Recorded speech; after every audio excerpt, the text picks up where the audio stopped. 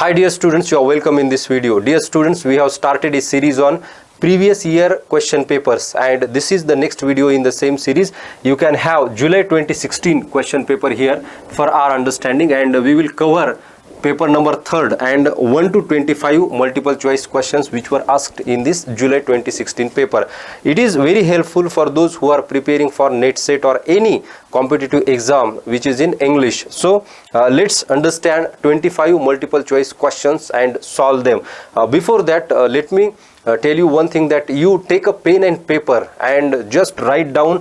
For example, this is question number 1, and before that question number 1, choose your option which you consider is correct. For example, question number 1 and option number 2, and in this way you can have 25 questions solved. I will immediately tell you the answer, but you can check at the end of video how many questions you could solve in this 25 questions. So let's begin with the question number 1, and here we have question number 1. Which of William Makepeace Thackeray's novel's closing sentence is this? Which of us is happy in this world? Which of us has his desire, or having it is satisfied? And 4 options. Number 1, the statement is in the history of Henry Ibsen. Number 2, Vanity Fair. Number 3, the luck of Barney Lyndon. And number 4, Pendennis. So please write down your option. For example, question number 1, and before question number 1, the answer you consider is correct. And the correct answer is number 2, Vanity Fair. This is the closing statement in Vanity Fair. Question number 2, why does Lovewit in Ben Jonson's play The Alchemist leave his house, setting the stage for his servant Face, along with Subtle, a fake alchemist, to fleece people? And options are number 1, to visit his father who left him long ago. Number 2, to find out new sources of minting money. Number 3, because of an epidemic of plague. And number 4, to make a pilgrimage. And the correct option is number 3, because of an epidemic of plague. Next question, number 3, by the end of the 1950s, novelists like Stan Barstow, Sid Chaplin, Alan Sillitoe and David Storey were routinely lumped together as representatives of kitchen sink realism, who in 1954 wrote the article The Kitchen Sink, calling attention to the gritty and direct realism. And options are number 1, Martin Harrison. Number 2, Stan Smith. Number 3, David Sylvester. And number 4, Philip Kahlo. And the correct option is number 3, David Sylvester. Question number 4, which of the following is not an allegorical character in the play Everyman? So this Everyman is written by Ben Jonson, and the following is not an allegorical character in the same play. Number 1, Kindred. Number 2, Strength. Number 3, Christian. And number 4, Discretion. And the correct option is number 3, Christian is not an allegorical character in Everyman. Question number 5, who among the following translators is notable as the first translator of Bhagavad Gita into English? Number 1, Charles Dickens. Number 2, Nathaniel Hallhead. Number 3, William Jones. And number 4, Barbara Stoller Miller. And the correct option is number 1, Charles Dickens. Question number 6, in Biographia Literaria, St. Coleridge defines the imagination as the faculty by which, number 1, the soul perceives the phenomenal diversity of the universe. Number 2, the soul perceives the spiritual unity of the universe. Number 3, the mind acquires images by its associative power. And number 4, the mind separates images by its discriminatory power. And the correct option is number 2, the soul perceives the spiritual unity of the universe. Question number 7, why do the Houyhnhnms have so few words in their language? Now this is from Gulliver's Travel, and there are 4 parts, as you know that, and this is one of the parts, Houyhnhnms, and the question is based on that part. So have so few words in their language. Number 1, their wants and passions are fewer than human wants and passions, and they need fewer words. Number 2, they consider language to be morally corrupt and prefer to remain silent. Number 3, they find speech difficulties because they are horses. And number 4, they prefer action to words. And the correct option here is number 1, their wants and passions are fewer than human wants and passions, and they need fewer words. Now this is a very famous part in that Gulliver's Travel, and you see here answer is number 1, because they have very less needs and hence very less words. This is an allegory, a satire based on human follies, and hence the answer is very simple. Question number 8. Identify the title of A.D. Hope's first published book of poems. Number 1, Native Companions. Number 2, The Wandering Islands. Number 3, A Midsummer Eve's Dream. And number 4, The Caves and Spring. The correct option is number 2, The Wandering Islands. Question number 9. Which of the following is an incorrect assumption in language teaching? It's a simple question. Here we have to understand incorrect assumption. Okay. Number 1. Learners acquire language by trying to use it in real situations. Number 2. Learners' first language plays an important role in learning. We have to understand incorrect assumption. What is incorrect? Please consider the question. Number 3. Language teaching should have a focus on communicative activities. And number 4. Language teaching should give importance to writing rather than speech. Now, I think all these 3 are correct, and incorrect is number 4, and the answer is number 4. Language teaching should give importance to writing. We should not give more importance to writing in language acquisition.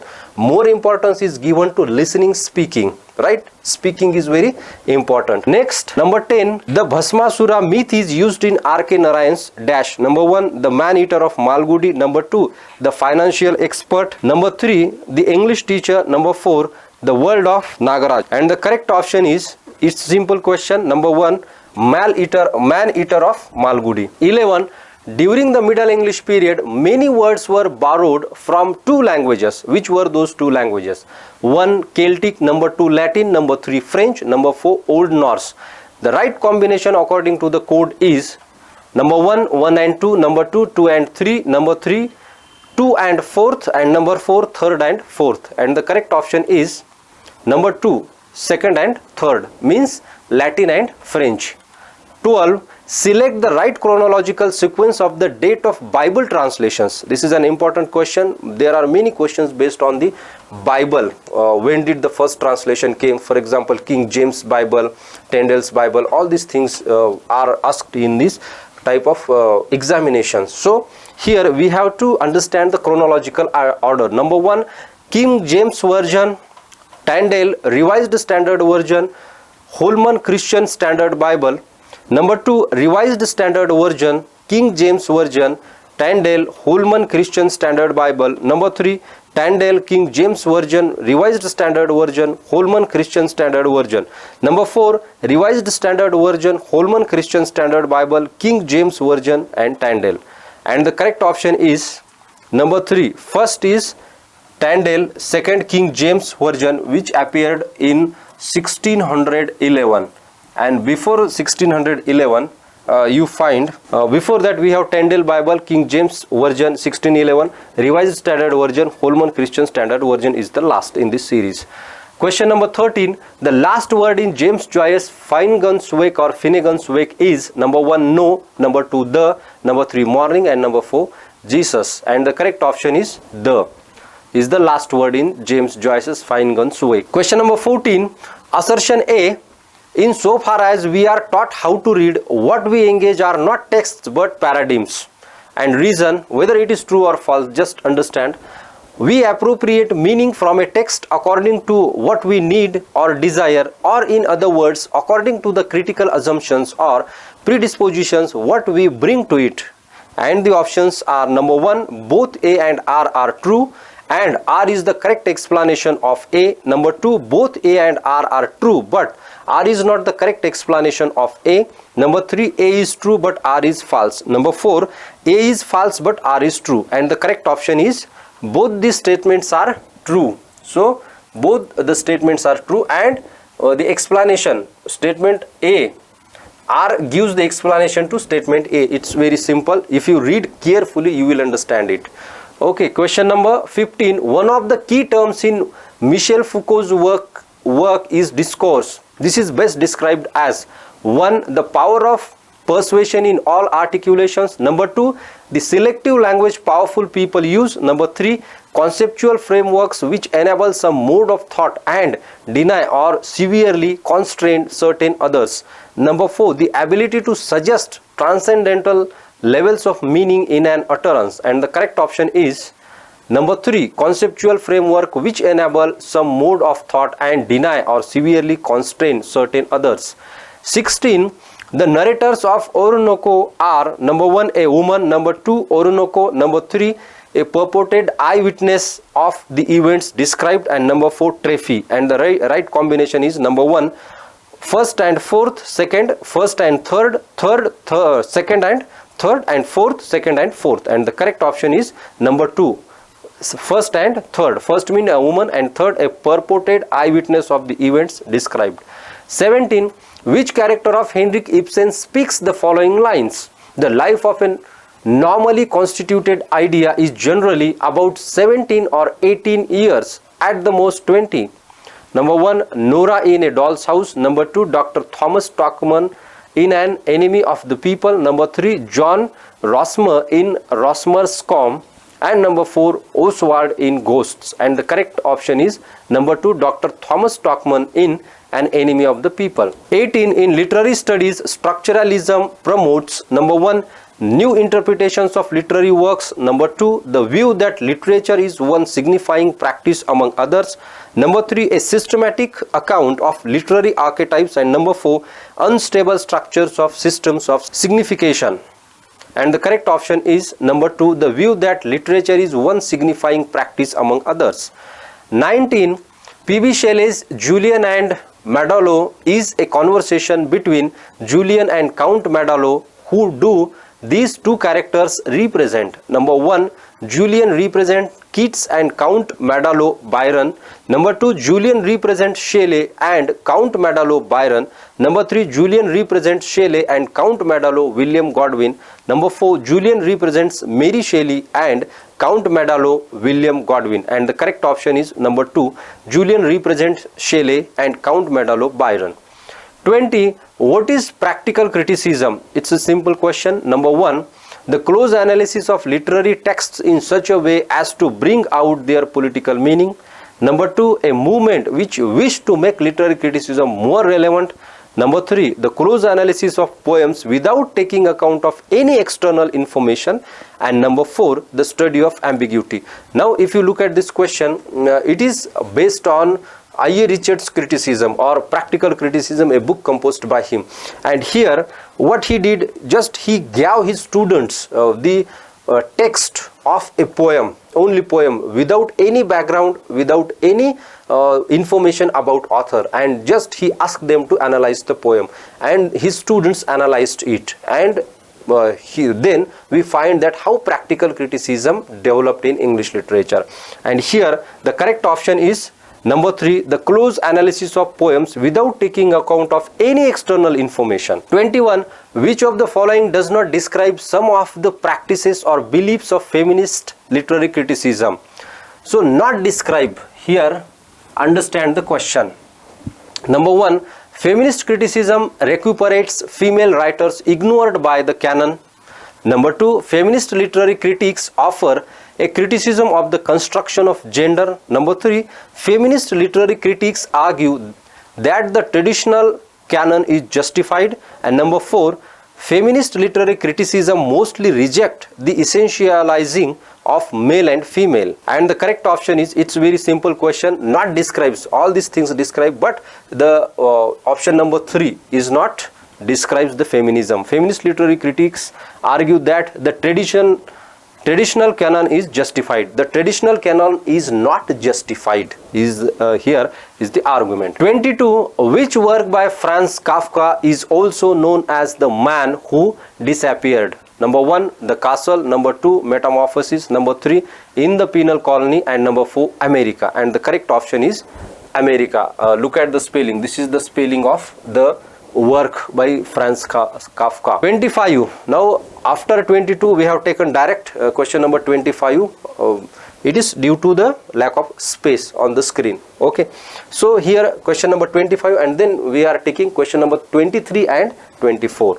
So the grammar translation method in English language teaching stresses on. Number 1, fluency. Number 2, accuracy. Number 3, appropriateness. And number 4, listening skill. And the correct option is accuracy. So grammar translation method focuses on accuracy, and hence we find that we have a very less outcome from these type of classes, because teachers always focused on grammar and the accuracy in the learning, and hence we find that there are certain flaws of this method, and correct option is accuracy. Question number 23. Towards the end of Evelyn Was a Handful of Dust, the protagonist Tony last is trapped in the jungle by the calculating crazy Mr. Todd, who forces him to read and reread the novels of a particular author.